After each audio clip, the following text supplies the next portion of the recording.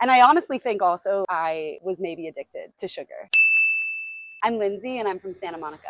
Food is so much more than taste. And when you're eating the right foods that are good for you, your taste buds will let you know. Originally, I feel like my taste buds were programmed for unhealthy food, if that makes sense, like sugary food, salty food. And I went through this change in about like my junior year of college when I went on like an anti-inflammatory diet, which was basically mostly plant-based. And I swear to God, my taste buds changed. I stopped craving like sugar and stuff, and I actually started loving the taste of fresh vegetables and whole grains. So weirdly enough, I feel like I crave those things, or maybe it's just an association my body has with it making me feel better, but they tend to be pretty aligned now. I, from a young age, have struggled with different little like autoimmune things. I would get rashes on my arms if I ate the wrong thing. They weren't sure if it was allergies or what. And I think I grew up in a time where I just wanted to crave my sugar. I also always knew in the back of my head that it was good to eat healthy, but it was more like I was a kid who was like,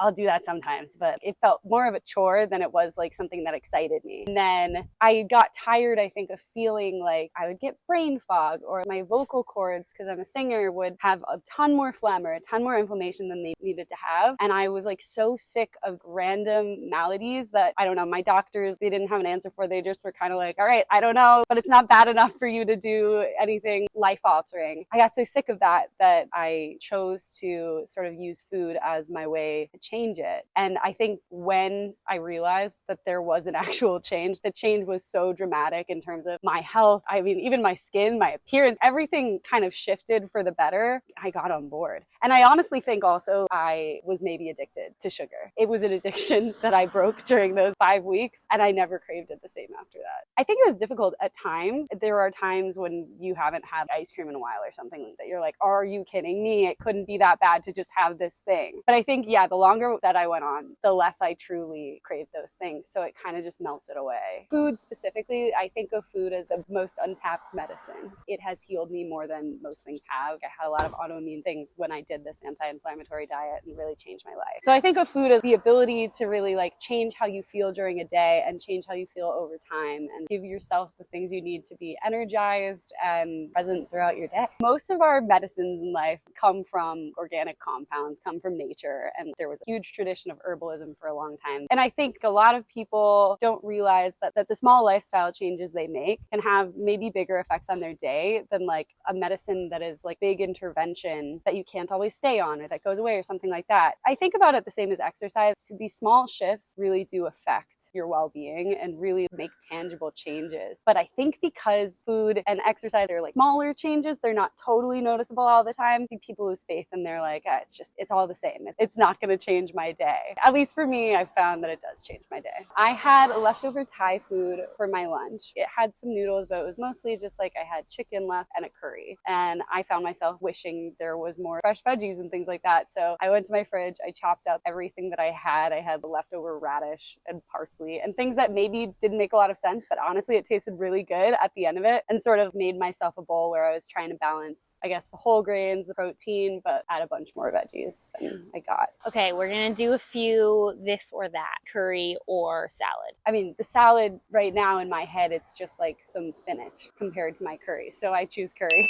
Curry or pizza? Thai curry. Curry or a fresh apple? Right now, a fresh apple.